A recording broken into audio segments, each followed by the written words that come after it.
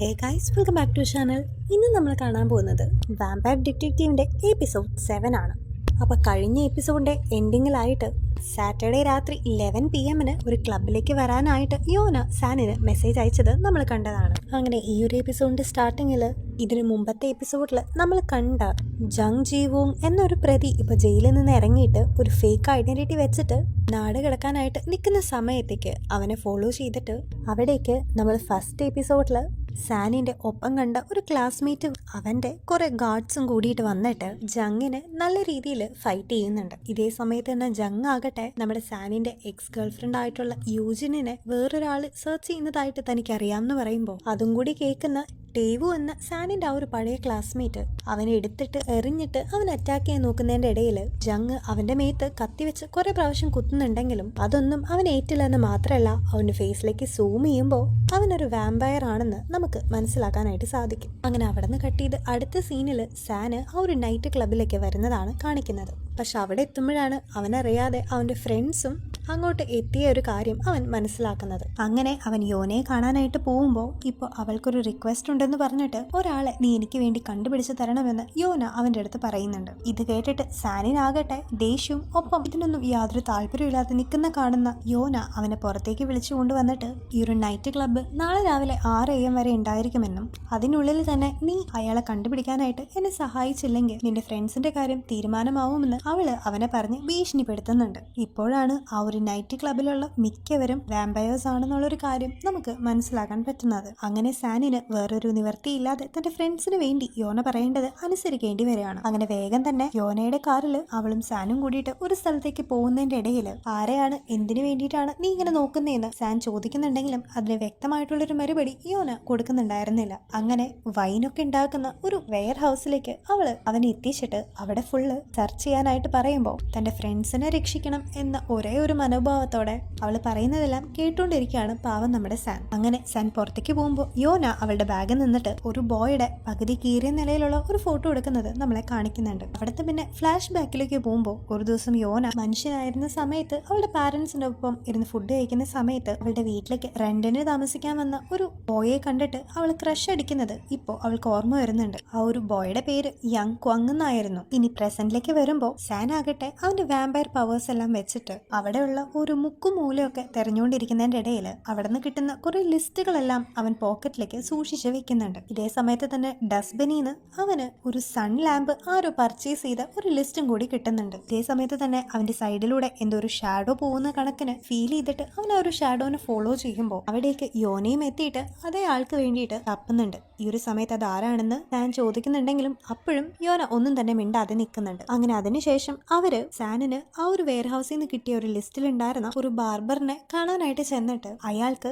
യോന അന്വേഷിക്കുന്ന ആ യങ് ക്വങ്ങിനെ അറിയോന്ന് ചോദിക്കുമ്പോൾ അത് കേട്ടിട്ട് അവിടെയുള്ള എല്ലാരും കൂടി അവൻ അറ്റാക്ക് ചെയ്യാനായിട്ട് വരുമ്പോൾ അവനും അവന്റെ വാമ്പയർ പവേഴ്സ് വെച്ചിട്ട് അവരെ തിരിച്ച് അറ്റാക്ക് ചെയ്യുന്നുണ്ട്. അങ്ങനെ 2 ദിവസത്തിന് മുമ്പ് യങ് ക്വങ് ഇങ്ങോട്ട് വന്നു എന്ന് അവര് അറിയുന്നുണ്ട്. ഇതേ സമയത്ത് തന്നെ സാനിനെ പറ്റി യാതൊരു ഐഡിയയും കിട്ടാതെ വൂള് അവനെ വിളിച്ചു നോക്കുന്നുണ്ടെങ്കിലും അവന്റെ ഫോൺ സ്വിച്ച് ഓഫ് ആയിരുന്നു. ആ നേരം തന്നെ യോനയും സാനിനെയും കാണിക്കുകയാണെങ്കിൽ ഇപ്പോ അവരുടെ വണ്ടീനെ ഫോളോ ചെയ്ത് വേറൊരു കാറ് ബാക്കിൽ വരുന്നതായിട്ട് അവര് ശ്രദ്ധിക്കുന്നുണ്ട്. അവിടെ നിന്ന് നമ്മളൊരു ഫ്ലാഷ് ബാക്ക് ആണ് കാണിക്കുന്നത്. അതില് ഒരു ദിവസം എക്സാമിന് യോന പോവാനായിട്ട് ലേറ്റ് ആയിരുന്ന സമയത്ത് യങ് ക്വങ് അവൾക്കൊരു ലിഫ്റ്റ് കൊടുത്തിട്ട് അവര് രണ്ടുപേരും വളരെ കമ്പനി ആയിട്ട് തന്നെ സംസാരിച്ചുകൊണ്ട് പോവാണ്. മാത്രമല്ല അവള് അവന്റെ കോളറൊക്കെ ശരിയാക്കി കൊടുത്ത് അവനെ പറഞ്ഞു വിട്ടതിന് ശേഷം അവളുടെ ഒരു ഫ്രണ്ട് വന്നിട്ട് അത് ആരാണ് അത്രയും ഹാൻസം ആയിട്ടുള്ള ഒരു ചെറുക്കൻ എന്നൊക്കെ അവളുടെ അടുത്ത് ചോദിക്കുമ്പോൾ അത് തന്റെ വീട്ടിലത്തെ പുതിയ വാടകക്കാരനാണെന്നും എനിക്ക് അവനോട് ഒരു ക്രഷ് ഉള്ളതായിട്ടും അവളിപ്പോൾ അവളുടെ ഫ്രണ്ടിന്റെ അടുത്ത് പറയുന്നുണ്ട്.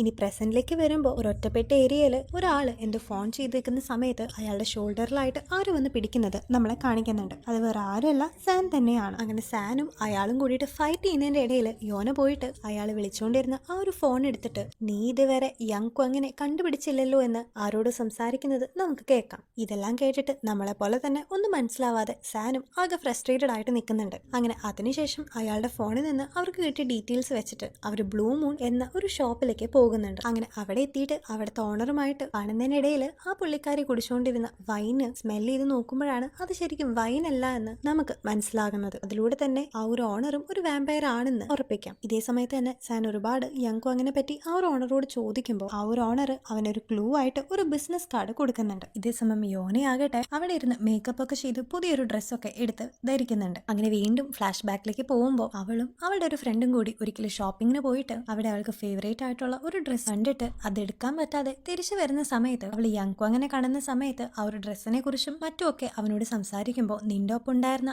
ആ കുട്ടി ആരാണെന്ന് യങ്ക്വാങ് അവളോട് ചോദിക്കുന്ന കേട്ടിട്ട് അവൾക്ക് വളരെയധികം ജലസി തോന്നുന്നുണ്ട്. അങ്ങനെ ഇരിക്കുകയാണ് അവളുടെ വീട്ടിലേക്ക് അവൾ ചൂസ് ചെയ്ത ആ ഒരു ഡ്രസ്സ് കൂട്ടിട്ട് ആ ഒരു ഫ്രണ്ട് വരുന്നത്. അങ്ങനെ ഇതെല്ലാം കണ്ടിട്ട് ആകെ അപ്സെറ്റ് ആയിട്ട് ഇരുന്ന യോനയെ യങ്ക്വാങ് വന്ന് അവളുടെ അടുത്തിരുന്ന് ആശ്വസിപ്പിച്ച് അവളെ കിസ് ചെയ്തിട്ട് അവന്റെ ഫീലിങ്സ് എല്ലാം അവളോട് പറയുന്നുണ്ട്. അവിടുന്ന് സീൻ കട്ട് ചെയ്ത് പ്രസന്റിൽ കാണിക്കുകയാണെങ്കിൽ ഇപ്പൊ യോന നന്നായി തന്നെ ഡ്രസ്സപ്പ് ചെയ്തിട്ട് സാനിന്റെ അടുത്ത് വന്നിട്ട് ഇത് ചിലപ്പോൾ അവൾക്ക് കിട്ടുന്ന അവസാന ഒരു അവസരമായിരിക്കും എന്ന് പറഞ്ഞ് അവര് രണ്ടുപേരും കൂടിയിട്ട് എങ്ങോട്ടോ പോവാൻ നിൽക്കുന്നുണ്ട്. ഇതേ സമയത്ത് തന്നെ ആ ഒരു നൈറ്റ് ക്ലബിലാകട്ടെ അവിടെയുള്ള ലേഡീസിന്റെ മട്ടും പാവവും ഒക്കെ കാണുമ്പോൾ എന്തോ ഒരു സ്പെല്ലിംഗ് മിസ്റ്റേക്ക് വോളിന് ഫോളോ ചെയ്ത് അതിലൊരു ലേഡിയെ അവള് ബാത്റൂമിലേക്ക് ഫോളോ ചെയ്യുമ്പോൾ അവളുടെ കൈകളിലായിട്ട് ബ്ലഡ് പറ്റിയിരിക്കുന്നത് വോള് ശ്രദ്ധിക്കുന്നുണ്ട്. മാത്രമല്ല ആ ഒരു ക്ലബിലുള്ള ഓരോരുത്തരും ബാക്കിയുള്ളവരെ ബൈറ്റ് ചെയ്യുന്ന പോലെ നിൽക്കുന്നതൊക്കെ കണ്ടിട്ട് അവൾക്ക് എന്തോ പന്തികേട് തോന്നിയിട്ട് എല്ലാവരുടെ അടുത്തും അവിടെ നിന്ന് പോവാമെന്ന് പറയുമ്പോൾ യങ്ങാകട്ടെ അതിനൊന്നും സമ്മതിക്കാതെ അവിടെ എൻജോയ് ചെയ്തുകൊണ്ടിരിക്കുകയാണ്. അങ്ങനെ ഇരിക്കെ സാനും യോനയും കൂടിയിട്ട് ആ ഒരു ലേഡി കൊടുത്ത ആ ഒരു ബിസിനസ് കാർഡിൽ തേടി പോകുമ്പോൾ അതൊരു ബാറാണെന്ന് അവർക്ക് മനസ്സിലാകുന്നുണ്ട്. അതിനുശേഷം യങ്ക്വാങ്ങിന്റെ പണ്ടത്തെ ഒരു ഫോട്ടോ കാണിച്ചിട്ട് നിനക്ക് ഇവനെ അറിയോന്ന് അവിടുത്തെ ബാർ ടെൻഡറുടെ അടുത്ത് അവൾ ചോദിക്കുമ്പോൾ അയാൾ ഇവിടെ ഇല്ലെന്ന് ബാർ ടെൻഡർ പറയുമ്പോൾ അയാൾ ഇവിടെ ഉണ്ടോന്നല്ല നിനക്ക് അയാൾ അറിയോന്നാണ് ഞാൻ ചോദിച്ചതെന്ന് സാൻ പറയുന്നുണ്ട്. ഈ ഒരു സമയത്ത് നീ എനിക്ക് വേണ്ടി ഒരാളെ കണ്ടുപിടിക്കാൻ സഹായിക്കുകയാണെങ്കിൽ യങ്ക്വാങ് എവിടെയുണ്ടെന്ന് ഞാൻ പറഞ്ഞു തരാമെന്ന് അദ്ദേഹം പറയുമ്പോൾ വീണ്ടും നമ്മൾ പാസ്റ്റിലേക്കാണ് കൂട്ടിക്കൊട്ട് പോകുന്നത്. അവിടെ യോനയുടെ ബർത്ത്ഡേ സെലിബ്രേറ്റ് ചെയ്യാനായിട്ട് അവള് യങ്ക്വാങ്ങിനെയും കാത്തു നിൽക്കുന്ന സമയത്ത് അവിടേക്ക് ആരോ വരുന്നൊരു സൗണ്ട് കേട്ട് അവർ വളരെ എക്സൈറ്റഡ് ആയിട്ട് നിൽക്കുന്നുണ്ട്. പക്ഷെ അതിനുശേഷം യങ്ക്വാങ് അവളേക്ക് വന്ന് നോക്കുന്ന സമയത്ത് ബാക്കി എല്ലാവരും മരണപ്പെട്ട നിലയിലും യോനയുടെ കഴുത്തിലായിട്ട് ഒരു വാമ്പയർ കടിച്ച പാടും അവൻ കാണുന്നുണ്ട്. അങ്ങനെ വേഗം തന്നെ അവൻ അവളെ ഹോസ്പിറ്റലിലേക്ക് കൂട്ടിക്കൊണ്ടുപോയിട്ട് കുറച്ചേരം കഴിഞ്ഞ് നമ്മളെ കാണിക്കുന്നത് അവളിപ്പോ അവിടെ കിടക്കുന്ന വേറെ ഏതൊരു പേഷ്യന്റെ കയ്യിൽ നിന്ന് ബ്ലഡ് കുടിച്ചുകൊണ്ടിരിക്കുന്നതാണ്. അവൻ ചോദിക്കുന്ന സമയത്ത് തനിക്ക് അത്രയും ദാഹം ാണെന്ന് അവള് റിപ്ലൈ കൊടുക്കുമ്പോൾ ഏകദേശം കാര്യങ്ങളൊക്കെ അവന് മനസ്സിലാകുന്നുണ്ട്. അങ്ങനെ പിന്നീട് അടുത്ത സീനിൽ നമ്മൾ കാണിക്കുന്നത് ഒരു രാത്രി ഒറ്റയ്ക്ക് നടന്നുകൊണ്ടിരുന്ന ഒരു സ്ത്രീയുടെ നേരെ യങ്ക്വാങ് അടിക്കുന്നതും അവളുടെ മേത്തുനിന്ന് കളക്ട് ചെയ്ത ബ്ലഡ് ഒക്കെ എടുത്തിട്ട് നേരെ തന്നെ അവൻ യോനയുടെ കയ്യിൽ കൊണ്ടു കൊടുത്തിട്ട് എന്തൊക്കെ ഉണ്ടായാലും ഫോർ എവർ ഞാൻ നിന്റെ ഒപ്പം ഉണ്ടായിരിക്കുമെന്നും നിന്നെ പ്രൊട്ടക്ട് ചെയ്യുമെന്ന് പറഞ്ഞ് അവൾക്ക് പ്രോമിസ് കൊടുക്കുന്നുണ്ട്.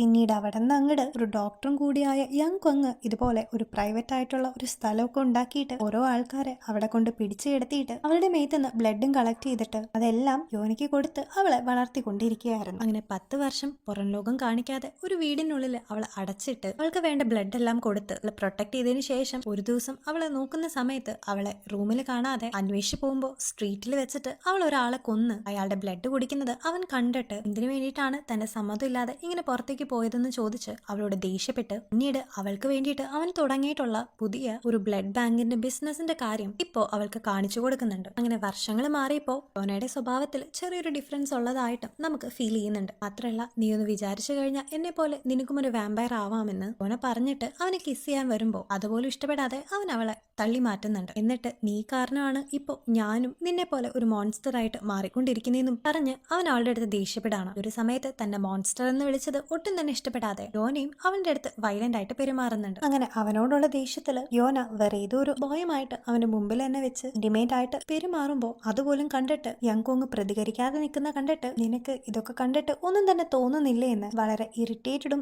ദേഷ്യവും വന്നിട്ട് യോന ചോദിക്കുന്നുണ്ട്. ഇനി പ്രസന്റിലേക്ക് വരാണെങ്കിൽ യോനയും സാനും കൂടി അവസാനം ഒരു ബിൽഡിംഗിലേക്ക് കയറിയിട്ട് വയസ്സായിട്ടുള്ള യങ്ക്വാങ്ങിനെ ഇപ്പൊ കണ്ടുപിടിച്ചിട്ടുണ്ട്. അങ്ങനെ അവനെ കണ്ട സന്തോഷത്തില് അവൾ അവനെ ഓടിച്ചെന്ന് ഹഗ് ചെയ്തിട്ട് അവള് അവന്റെ കയ്യിൽ പിടിക്കുമ്പോൾ അവൻ പയ്യെ ആ ഒരു കൈ എടുത്തിട്ട് ഇതേ സമയം തന്നെ അവളേക്ക് ഒരു വയസ്സായ ലേഡിയും വരുന്നുണ്ട്. ഒന്നും കൂടി നോക്കുമ്പോൾ അത് അവളുടെ പഴയ ഫ്രണ്ടായിട്ടുള്ള ഇവൾക്ക് ജലസി എല്ലാം തോന്നിയ അവളുടെ ആ ഒരു പഴയ ഫ്രണ്ടാണെന്ന് ഇവൾക്ക് മനസ്സിലാകുന്നുണ്ട്.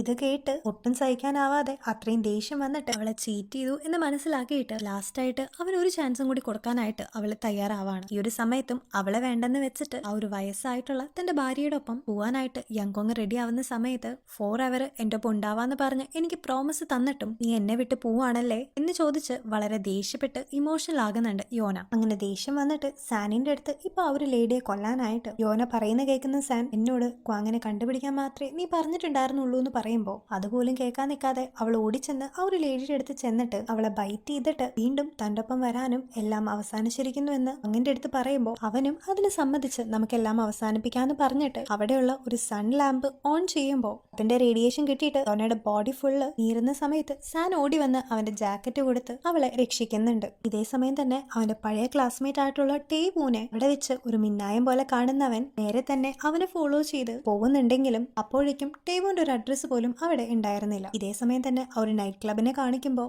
6 മണി ആവാനായിട്ട് ഇനി നിമിഷം നേരങ്ങൾ കൂടിയ ബാക്കിയുള്ളൂ എന്നറിഞ്ഞിട്ട് ആ ഒരു നൈറ്റ് ക്ലബിന് ചുറ്റുമുള്ള എല്ലാ വാമ്പയേഴ്സും കൂടിയിട്ട് ഇപ്പോൾ സാനിന്റെ ഫ്രണ്ട്സിനെ ചുറ്റി വളയുന്ന സമയം വൂളാകട്ടെ വീണ്ടും സാനിനെ വിളിക്കുന്നുണ്ടെങ്കിലും സാനിന്റെ ഒരു വിവരം അപ്പോഴും അവൾക്ക് കിട്ടുന്നില്ല. അതേസമയം സാനാകട്ടെ ആ ഒരു ടേവൂൻ ആലോചിച്ച് സമയം പോയത് അറിയാതെ നിൽക്കുന്ന ഒരു സീനോട് കൂടിയിട്ട് ഇന്നത്തെ എപ്പിസോഡ് ഇവിടെ എൻഡ് ചെയ്യാണ്. സോ ഗൈസ്, സാനിനും അവന്റെ ഫ്രണ്ട്സിനും എന്ത് പറ്റിയെന്നും നമ്മളെ വിചാരിച്ച പോലെ യോന മാത്രമല്ല വേറെ ഒരുപാട് വാമ്പയേഴ്സ് ഉണ്ടെന്നും അവർക്ക് ചുറ്റും നടക്കുന്ന ആ ഒരു മിസ്റ്ററി എന്താണെന്നൊക്കെ ഇനി വരുന്ന എപ്പിസോഡ്സിലൂടെ നമുക്ക് കണ്ടുപിടിക്കാം. അപ്പോൾ അടുത്ത വീഡിയോ വരുന്നവരെ take care and bye bye.